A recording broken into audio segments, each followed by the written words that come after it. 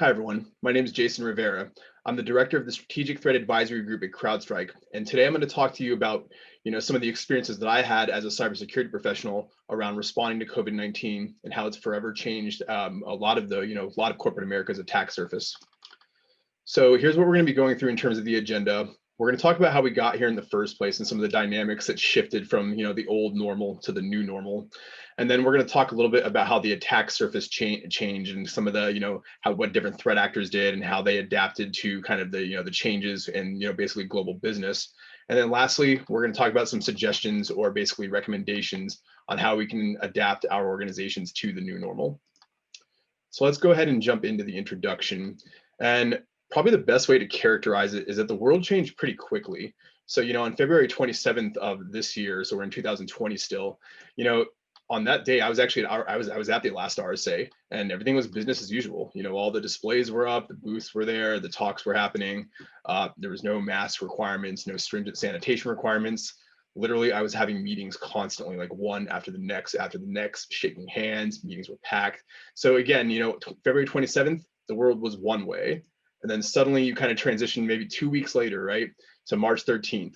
Suddenly there's a total nationwide lockdown, 100% remote workforce. And then, obviously then this unprecedented reliance on the internet. Everybody's scrambling, everybody's trying to figure out what to do. And, that forced us all to use the internet more than we ever had in the past. And that was really a big piece here. That was one of the things that the adversaries picked up on very quickly. They realized that a lot of the victims that they wanted to go after were increasing their reliance, and therefore they really started to change things. So, a lot of the adversaries were very, very quick in how they adapted their lures to include COVID-19 themed messaging. So, for example, on this one on the left that I'm showing you, this is an email. This is a phishing email that was sent on February 4th. So this is way before it was even declared a national emergency. Already, they're impersonating the CDC, asking for, different types that are trying to get people to go to different sites, download malicious content. So these threat actors picked up on it very quickly. Just look at the rate at which they sent this, all the way back on February 4th. And then it wasn't just phishing, a lot of it was like some of these donation schemes as well. So in this case, there's an email from an actor pretending to be the World Health Organization and basically asking for donations in Bitcoin, which is never a good sign, by the way. No one should ever be asking for donations from you from Bitcoin. But again, what this demonstrates is the ability of these actors to rapidly adapt to their various schemes to the times that they're in. And then as we kind of, like watch this go into the months after that, the actors eventually got way more creative in their approach as well. And they started actually developing even capabilities. So what you're looking at on the left, for example, is a fraudulent malware, ridden Android app. And basically what it does is it's supposed to be designed to help you understand if there are COVID-19 infections around you and if you are in a risky area. So then, of course, a lot of people downloaded this thing. And then it even came with a texting capability to talk about like, oh, hey, there's a new urgent message. And all of this was designed, to steal information and basically go after the people's private data. But again, this really speaks to the ingenuity of the actors themselves and their ability to even conceive of this, let alone deploy it. And then on the right, what I'm showing you is an example of like one of those visualization sites. So, all of us have seen them, like there's different types of visualization sites that basically show you how something is growing or how something is changing. So, the threat actors also tried to go after these and impersonate these as well. They basically created them with the intent of driving web traffic to those malicious sites. And then again, stealing information, getting the victim to, interface with malicious applications, so on and so forth. So, this had a really big effect on the world. And what we're going to look at now is just from a pure numerical perspective, how big of an effect this was. So what you are looking at is our CrowdStrike intrusion telemetry, starting from the Q1 of 2019, all the way up through the end of Q2 2020. We do have Q3 out, but that came out after I created this brief, so we're a little bit behind on the data. But basically what it's showing is it's showing the increase in intrusions over time. So this gray block here, that's e-crime. This black space right here, that's unattributed. And then this red space here, those are nation state or state-sponsored actors. As you can see, the state-sponsored actors kind of like, remaining relatively static over time, not really doing, like it's not really not changing, right? Just relatively stable. However, you look at these e-crime actors, you see a steady increase all throughout 2019. And probably the best explanation for that one is around the threat of ransomware. And basically, when ransomware attacks happen, not only do they, hurt the victim, but they also inspire other ransomware actors to also get into the game and to do more ransomware attacks. So it's sort of this thing that kind of keeps on compounding on top of itself. So that, that helps us understand in 2019, but then you see this big spike in Q1 2020. And what happened here was basically a combination of a couple things. The first was COVID-19. So going back to what I said on, like 3 slides ago, we had to use the internet more than we ever had in the past. What does that mean? Well, if we're using the internet more, that means we have a larger attack surface. We have a larger attack surface could mean, a more complex attack surface. Also, which in turn would allow the adversary opportunities, or additional opportunities rather, to get into a target environment. So, it created this situation where we're having to use VPNs more, RDP more, basically the situation where our attack surface is much larger. And then on top of that, our adversaries also quickly adapted, started using more techniques such as like ransomware as a service, for example, whereas like a lot of ransomware operators started outsourcing, a large portion of their operations, which in turn resulted in a larger volume of attacks. So not only do you have a larger volume of attacks, now you have a larger attack surface. Those two things combined are really what explains this big jump that you see right here, in the beginning of this year. And some other key notes that I thought were interesting. We saw a 98% increase in distinct and sophisticated intrusions from 2019 Q3 to 2020 Q3. And of course, that begs the question, what exactly is a distinct and sophisticated intrusion? Well, basically what it kind of boils down to is a distinct and sophisticated intrusion, according to CrowdStrike kind of language, is the term that we use to call something that we've never seen before. So for example, if we see a particular type of intrusion that is using different types of tactics, or maybe a novel type of malware, or maybe the way that it's moving laterally is just different than anything we've seen before in the past, basically doing something entirely different. So what I'm really saying here is that we've seen a huge increase in the adversary's complexity, nearly 100% increase more of these types of attacks from Q3 of last year. So not only are we seeing a larger volume of attacks, but the attacks themselves are also more complex, using more novel capabilities. And then the other thing that I thought was interesting to note, with some of the intrusion statistics that we looked at from a CrowdStrike perspective, we saw that approximately 75% of those attacks within North America leveraged fileless techniques only. So what I'm saying here is really hands-on keyboard techniques, things like using legitimate credentials, RDP compromise, PowerShell, basically things that do not require the use of malware in order to achieve their objectives. So again, 75%. So that's obviously it's way more than 50%. So way more than half. So this again increases kind of the complexity and further exacerbates the challenges faced by defenders. So here's some of the common themes that we saw from the time that COVID-19 became a significant issue within the public eye. The first one was web distribution. So basically with web distribution, what we're seeing here is we're seeing adversaries go after these sites that distribute public information. So for example, public health sites, or it could be like, those information visualization sites. They know a lot of people are going to those sites, so therefore adversaries focus their efforts on compromising those locations and then using those in order to engage in lateral access or get credentials or whatever it may be. The next one is situational phishing. And situational phishing is a term that I'm using to describe phishing in conjunction with like a largely well-known situation. So for example, COVID-19 or an election or a protest. You see a lot of threat actors take these widely known situations and then form their phishing campaigns around those with the intent of not only kind of going after a specific target, but then using a well-known event to kind of amplify the message and increase the sense of urgency of the victim. So we definitely saw a lot of that, both from nation state adversaries as well as criminal adversaries. The next one over kind of goes back to what I was saying earlier about the attack surface. And like I said, the attack surface is much larger. We're all working from home. We have to somehow securely connect back into the office environment or connect back to, network-based applications, whatever it may be, right? So a lot of that stuff requires, the ability to connect remotely and to do it securely. So protocols such as RDP or VPN connections, we're seeing a lot more compromise of those given our increased reliance on those as a society. And then lastly, we saw a lot of information operations being used by our adversaries in order to affect the thinking of the population. So we saw this in the political arena. We've seen it in terms of COVID-19. And basically, what our adversaries are doing is they're trying to manipulate the way the population thinks in order to get that population to do something or think a certain way in terms of how it would benefit the other nation state. So we're seeing a lot of that primarily from the big four adversaries such as Russia, China, Iran, North Korea, Korea, and then from some other adversaries as well. But again, the design of this is to get the population to think in a certain way.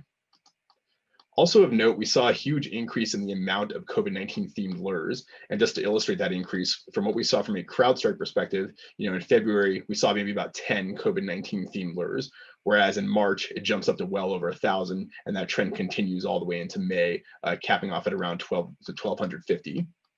So I would contend that, a lot of what this brought to light, a lot of what COVID-19 kind of showed us is how difficult it is to really understand the problems we are facing, particularly when those problems are changing very quickly. And one of the ways that I like to think about the necessity of understanding problems is I like to take a quote from Einstein and something that he once said. And Einstein once said that if he had an hour to save the world, he would spend 55 minutes defining the problem and about 5 minutes solving it. Yet in the cybersecurity industry, for some reason, we kind of do that backwards. It's like we want to solve problems first. We want to set out fires and play whack-a-mole. But I talked to so many organizations, and in many cases, it does feel like we're reacting to things a lot. It's like you see this threat pop up here, and okay, I'll go after that one. Oh, all right, good, I got it.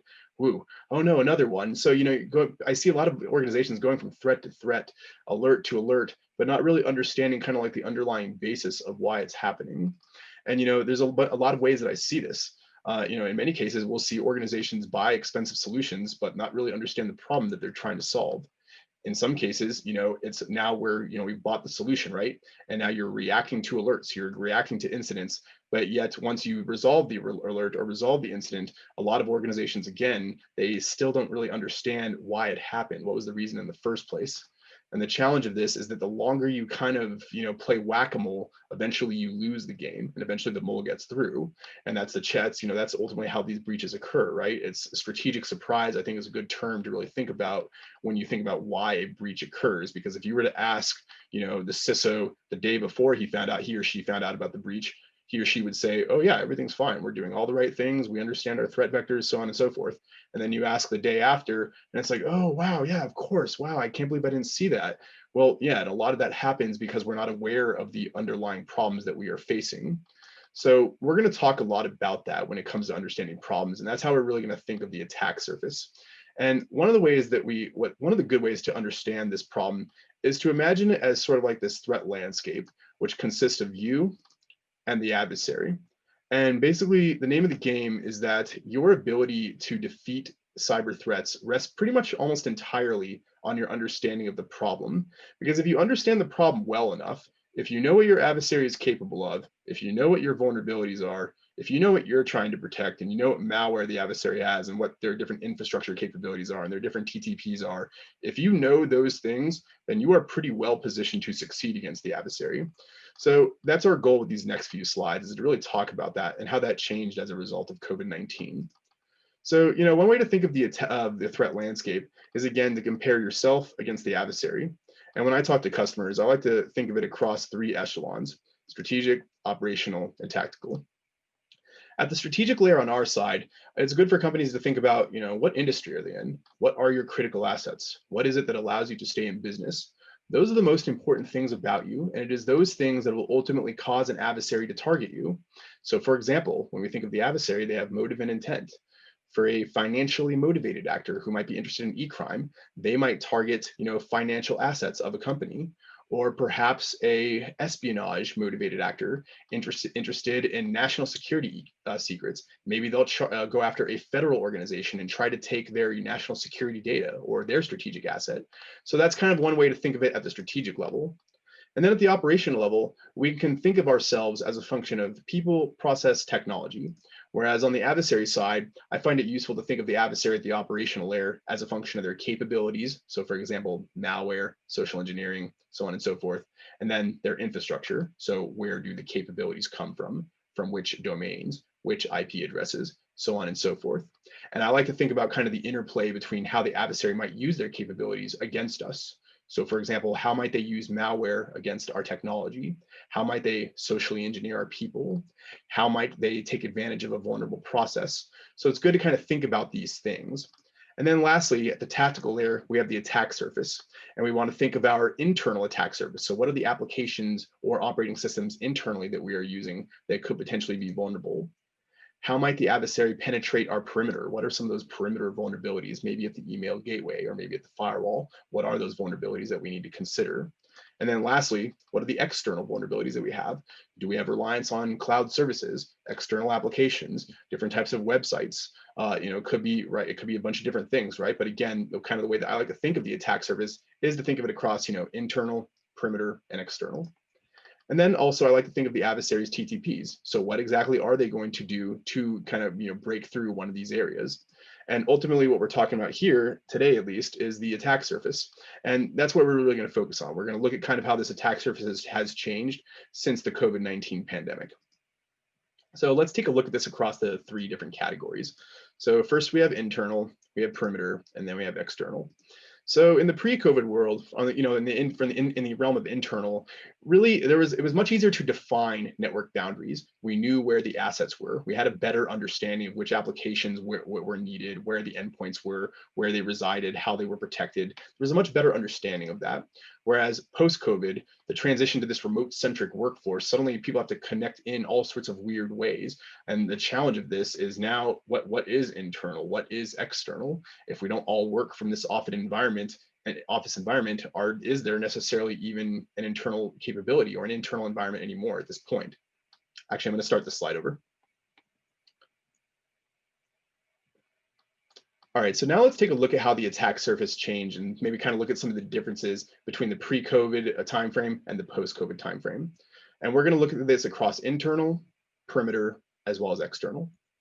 So from an internal perspective, what we saw in the pre-COVID timeframe is, internal assets such as critical workloads, endpoints, applications, and data contained within the defined network boundaries. All of these things were just very kind of well defined, right? We knew where things were. Whereas in the post-COVID timeframe, because we now have this remote-centric workforce, now we have increased exposure to internal assets because now somebody from the outside of the protected environment is having to VPN back in, RDP back in, come in from a place that's not necessarily part of the protected network. So you're seeing a lot more kind of ambiguity on what exactly is internal and what exactly is external. The next one we have is around kind of the pre-COVID, what we're looking at from a pre-COVID perspective at the perimeter. So, again, pre-COVID, organizations are largely reliant on this perimeter environment, these firewalls, physical appliances, email gateway solutions. They're reliant on things to kind of protect this environment, and they really believe in the integrity of the environment. Whereas in the post-COVID timeframe, kind of like we discussed earlier, if you have to VPN back in, or if you have to RDP back in, or if again, right, if people are working from outside of the environment, suddenly what is the notion of a perimeter? It doesn't necessarily apply anymore.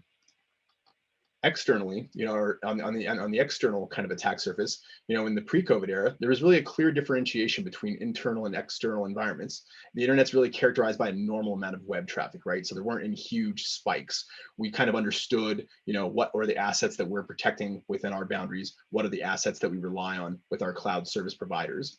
However, in the post-COVID environment, again, we see this huge transition to the remote workforce. And now essentially the reliance on cloud capabilities skyrockets. So whether it's cloud cybersecurity, cloud storage, other types of cloud services, there's a lot more reliance on these services after once COVID became really a big international issue, and people were trying to figure out how do they use these services and integrate them as part of their operational environment. The challenge of that then came between, well, what is internal, what is external? If we have critical data in this cloud storage area, should that be considered internal because it's critical? So I guess basically what I'm saying here is lots of confusion, right? Especially with organizations that are trying to rapidly adapt to all this and trying to figure out what the new normal is. It could be a very confusing situation. And then of course, the more confused we are as defenders, the more opportunities that our adversaries have to exploit that confusion. Let's take a look at how the adversary changed their tactics, both in the pre-COVID-19 timeframe and the post-COVID-19 timeframe. So pre-COVID, we see them focus on big game hunting ransomware operations, basically going after these large enterprise-wide targets in order to get the maximum payout. And then they also focused a lot on data theft and fraud, really focused on stealing PII and then monetizing that PII in the criminal underground.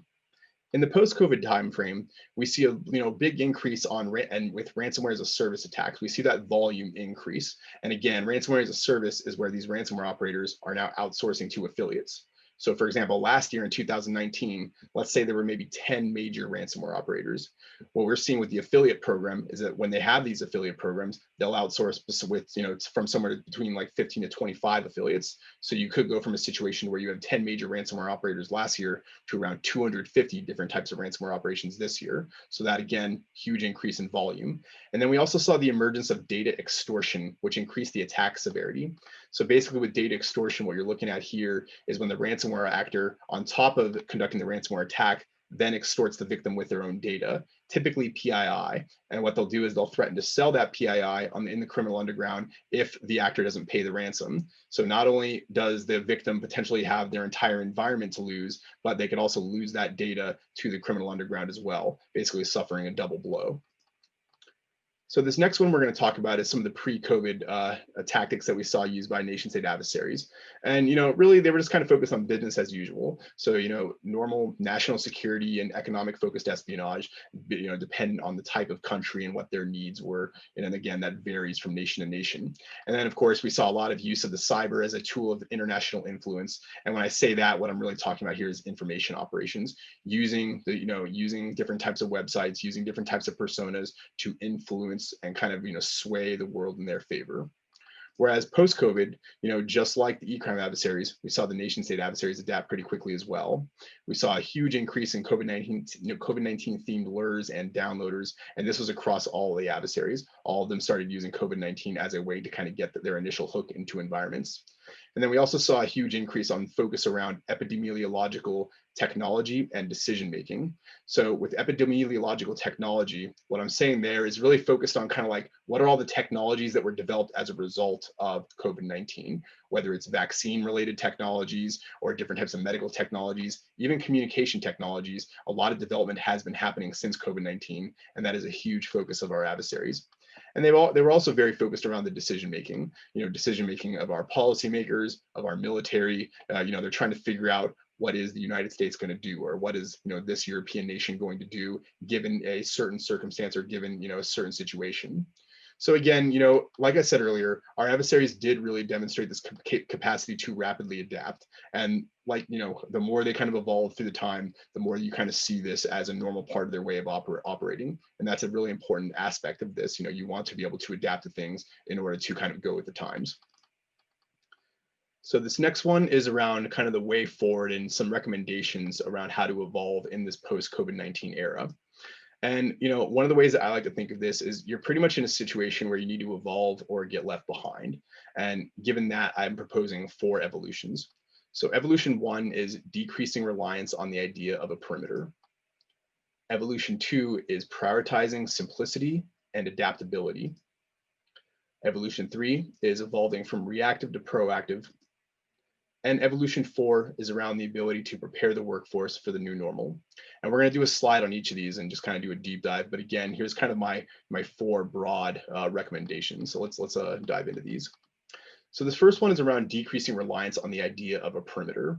And really kind of the premise here is to no longer conceive of yourself or your organization as operating within this safe space. And one way to kind of think of this is we should probably now treat the endpoint as the heart of your IT environment.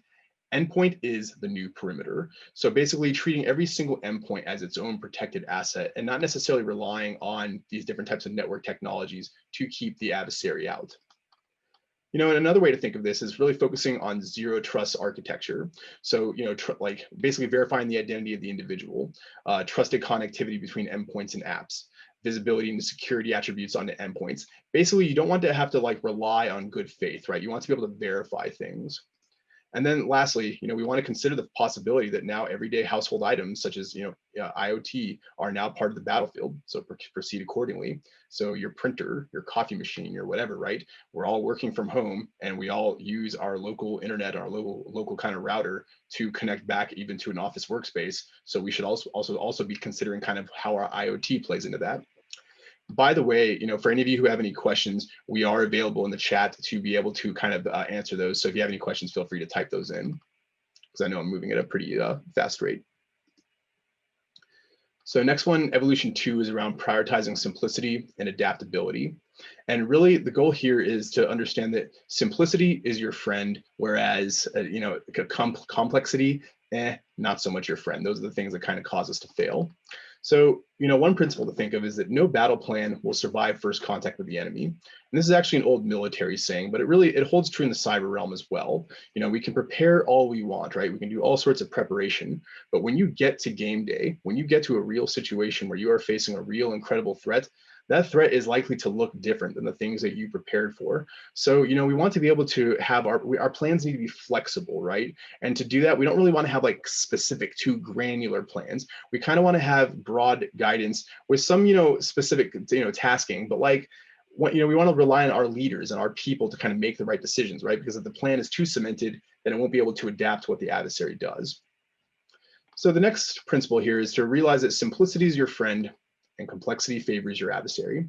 So think of it like this. If you're going to use different types of security technologies, if you're going to rely on different types of cloud technologies or whatever it may be, I would think about how you can consolidate. Less is more. How can you have less agents on your machine? How can you have less complexity, more comprehensive protection? Instead of relying on lots and lots of different capabilities, how do we kind of narrow that down? Because the challenge of relying on a lot of different capabilities to protect yourself is now that's a lot of opportunities for a mistake to happen, because each one of those organizations that you rely on, that is a potential, potential avenue into your organization. So we want to think about how can we narrow that? How can we really make the battlefield much more simple and thereby much easier to protect? And then the other thing I would kind of realize is that the only constant in change, or the only constant in life, is change, and that applies to the cyber realm as well. The adversary is always adapting, always creating new types of capabilities, new types of malware, new types of social engineering schemes, new types of botnets, and they are always evolving their tactics. And so accordingly, we kind of need to be adaptable to that. If they're going to rapidly adapt what they do and change the way they operate, then we also kind of need to get used to rapidly adapting our defenses and making them more dynamic as opposed to static. The next evolution is around evolving from reactive to proactive. And what we really want to focus on here is how can we just be much more proactive in our behavior? And that's one of the challenges of cybersecurity. Cybersecurity began as this inherently reactive discipline. See the alert, address the alert, receive the incident, respond to the incident. It's always like something has to happen first, and then, oh, okay, then we go after it. Again, like I said earlier, though, the challenge of just waiting for things to happen is eventually it doesn't go your way. Eventually you get subjected to strategic surprise. So we want to think about what are the proactive things that we can do in order to mitigate some of those surprises. So, one big recommendation is using threat intelligence to preemptively understand threats. And one way to think of it is like this, the most likely thing to happen to you is whatever just happened to your peer. If something happened to your peer and that peer has a similar business to you, then that is probably something that you need to know about. And that is ultimately what threat intelligence helps you understand. Threat intelligence helps you understand how these breaches are happening globally, what the adversary's capabilities are, and it allows you to understand those capabilities and to prepare accordingly, as opposed to having to experience those capabilities firsthand for the first time. The next recommendation I have here is around threat hunting. And what I'm talking to a lot of my customers about lately is the need to engage in intelligence-driven and hypothesis-focused threat hunting operations. And what I mean by this is a lot of threat hunters, they kind of just do like whatever their gut tells them, which, okay, that is one way to do it, but that's not very methodical. One more proactive and one much more methodical way to do this is to use intelligence-driven information to do those threat hunts. So like I said earlier, if your peer just got breached by something and you know who the adversary who did it, and if you know what capability they leveraged, I would contend that you need to run that as a threat hunt inside your own environment. So again, it's like, how do we use the information around what's happening around us to really kind of hone in and do these specific threat hunts to go after these more advanced adversaries? And then the last one on this slide is around the need to achieve a common operational picture of the threat. And what I mean by this is different security teams need a way of seeing the same problem the same way.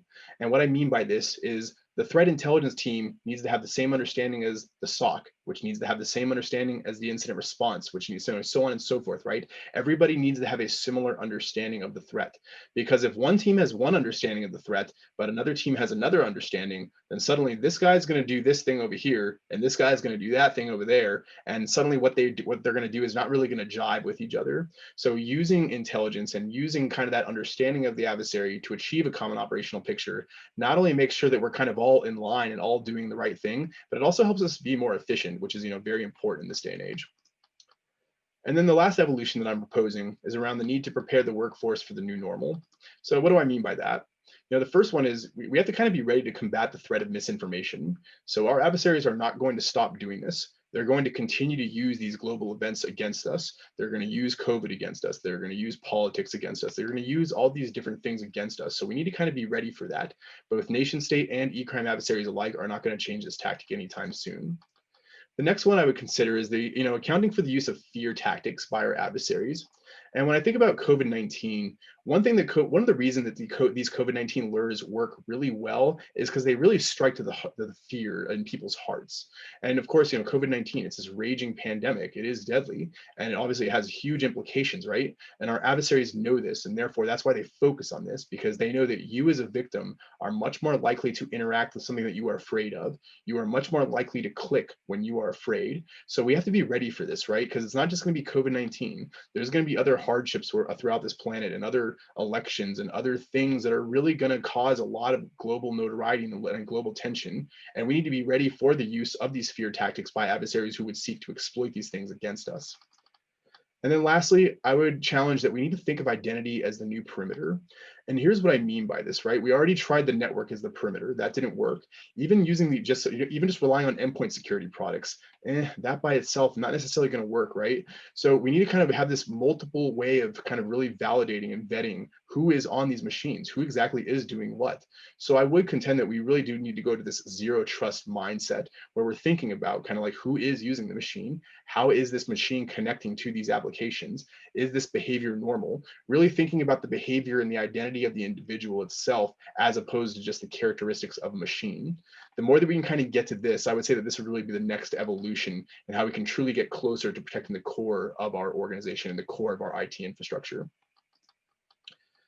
So, I'll end with something that I kind of talked about earlier. And then, again, if you have any questions, feel free to put them in the chat. We'd be happy to answer. But I'll end with this. Ultimately, we really do want to really realize that it's just you and the adversary. There's you and all the things that you are trying to protect.